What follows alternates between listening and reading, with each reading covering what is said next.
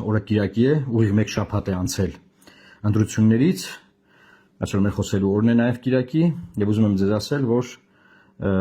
այսօր ժամ 6-ին Կենտրոնական ընտրական հանձնաժողովը ամփոփելու է եւ վերջնական արդյունքները հրապարակելու է։ Ինչ է մեզ սպասվում, եկեք քննարկենք։ Ուրեմն նախ ուզում եմ անդրադառնալ ազատ, արդար, թափանցիկ ընտրությունների չափանիշներին։ Արդյոք նախընտրական շրջանը ազատ էր։ Ես կարծում եմ, որ ազատ չէր։ Ինչու՞, որովհետև վարչական ռեսուրսը ԱԱԾ-ական բարքերը երկրում վխտում էին եւ մենք կոնկրետ գյուղ ենք գնացել, որտեղ ԱԱԾ-ն մեզ հետևում էր։ Մենք գյուղերում ենք եղել, որտեղ ԱԱԾ-ն զանգում էր գյուղապետերին, ասում էր, ինչ եք թույլ տվել, որ այս մարդիկ գան ստեղ, այս ինֆորմացիան էլ կար։ Եվ չէ անհասկանալի, այսինքն ով կարա մեզ ասի մենք ուր ենք գնում, դրա մասին այդ ժամանակ մենք մեր բրիֆինգներից մեկում ասեցինք, բայց ազատ էր թե չէ, ես կարծում եմ ազատ չէր։ Եթե մարդը կամերայից փախնում է, ուրեմն ազատ չի։ Եթե մարդուն լայքի համար ազատում են աշխատանքից, ուրեմն ազատ չէ։ Այսինքն ազատ, ասել ազատ ընտրություններ էին նախընտրական շրջանում այդպես չի։ Փողի ադմինիստրատիվ ռեսուրսի այդ այլանդակությունների ֆոնին, ասենք ոնց կարա լինի այս իրավիճակում ազատ։ Գանք արդարին։ Արդյոք քվեարկության process-ը եւ ձայների հաշվարկը եւ ինչ որ տեղի էր ունենում, հենց օրը արդար էին բոլոր պայմաններով, չափորոշիչներով, նախընտրական քարոզարշավի ընթացքում։ Այսինքն արդար կոնցեպտը կիրառվում է նախընտրական ամբողջ քարոզարշավից մինչև քվեարկության օր։ Նախընտրական քարոզարշավի ժամանակ բոլոր տեխնացուները, գրեթե բոլորը հմեկում 2 եթեր են ունեցել։ Ես ունեցել եմ 1 եթեր։ Նախընտրական ամբողջ քարոզարշավի ընթացքում մեր դեմ նյութեր են պատրաստվել, որոնցից մեկն էլ հմեկն է օգտագործել մեզ վարկաբեկող։ Մեր դեմ գնացել է ըստ էության հիբրիդային պատերազմ, որը մղել է իշխանությունը իր պրոքսի կառույցների կողմից, բայց այդտեղ հմեկ կա, հմեկի պարագան պրոքսի չի կարող անել, դա մեր հարկերով վճարվող բան է։ Այսինքն արդար չէր, պայմանները հավասար չէին, մեդիան հավասար չէր ծածկում բոլորիս, այսինքն այն պարագայում ազատ չէր, այս պարագայում էլ արդար չէր։ Գնացինք թափանցիկին։ Արդյոք ձայների հաշվարկը թափանցիկ էր։ Արդյոք մենք հասկանում ենք, թե ոնց է ձայները հաշվարկվել։ Արդյոք մենք հասկանում ենք ինչի է մեր ձայները կորել, հետո ինչ որ մի մասը վերականգնվել, չգիտեմ։ Արդյոք այս ամեն ինչը թափանցիկ էր։ Բացարձակ թափանցիկ չէր, մինչև այսօր թափանցիկ չի եւ անհասկանալի է այս որոշումները ոնց են կայացվում։ Այսինքն թափանցիկություն չկա հասկանալու համար, ինչա տեղի ունենում։ Հիմա նայեք, մենք դեռ չգիտենք, քանի ուժ անց է խորհրդարան։ Թափանցիկը սա է, որ թափանցիկ չի process-ը, չես հասկանում, ինչ է կատարվում։ Այսինքն ընտրությունները ազատ չէին, արդար չէին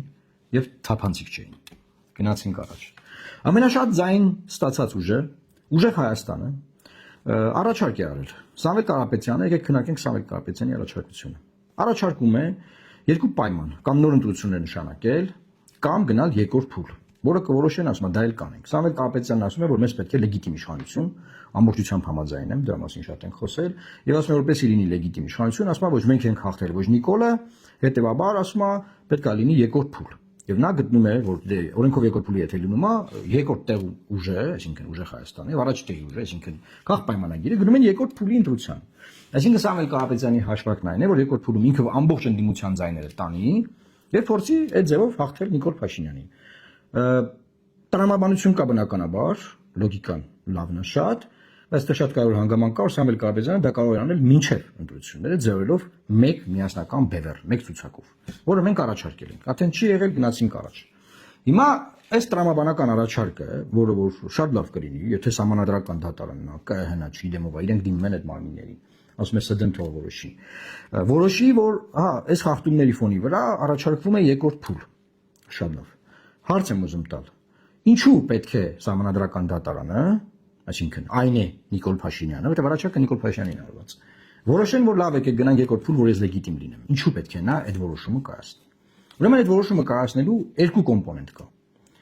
Առաջին կոմպոնենտն այն է, որ ինքը զգա, որ այնքան լեգիտիմ չի, որ ստիպված պետքա սահանի։ Այս մեկ, ոնց պետքա ինքը դա զգա։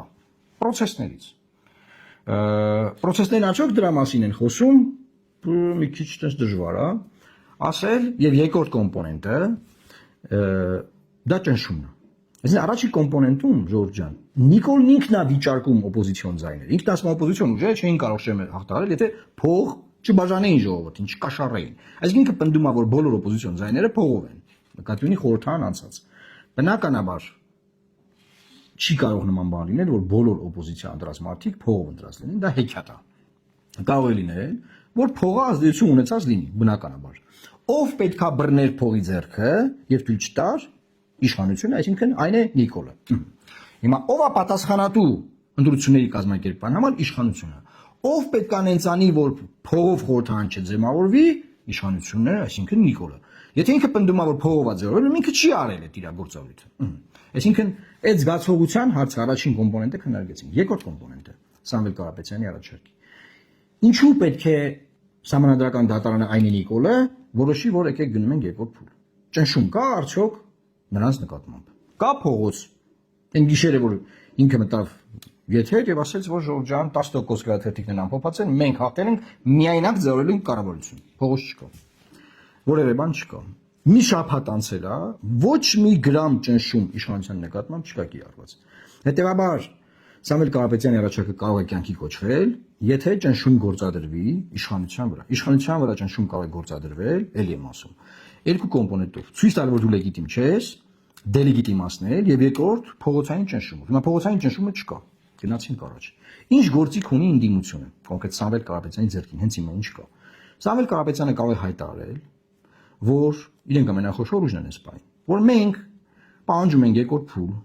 Եվ եթե երկրորդ փուլը չեղավ, կամ նոր ընտրություններ ոնց որ ինքն ասում է, մենք մանդատները չենք վերցնելու, Քոչարյանն անկել ասում է, եթե իրանք չվերցնեն, մենք էլ չենք վերցնի, այսինքն խորհրդարանի ընդդիմությունը կվիճարկի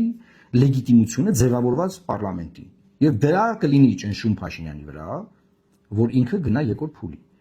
Այսինքն, նայեք, փողոցը չկա, այն չկա, բայց կա մի հատ գործիք իրանց ձեռքում։ Ճնշել իշխանությանը լեգիտիմությունը վիճարկելով։ Եվ ասել, որ եթե մենք չենք գալի խորհրդարան, քո լեգիտիմությունը դրվում է կասկածի տակ։ Այ դու Նիկոլ,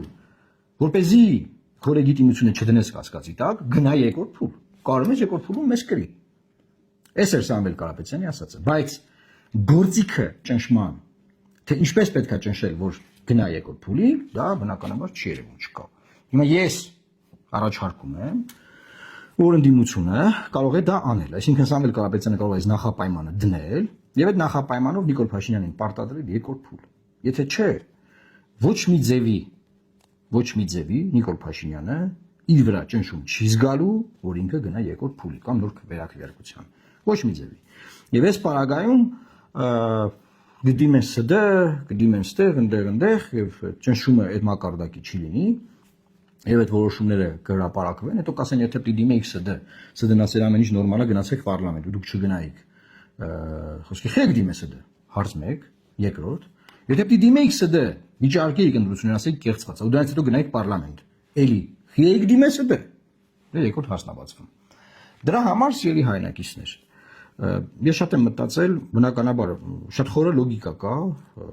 Սամվել Կարապետյանի ասացի մեջ, ասում ախպեր ջան, ես չեմ հաղթել, դու չես հաղթել, ես էլ եմ ուզում լեգիտիմ իշխանություն, դու ես ուզում լեգիտիմ իշխանություն։ Երկրորդ փուլ արա, ով կհաղթի, թող նայել ձևավորի լեգիտիմ կառավարություն։ Շատ լավ,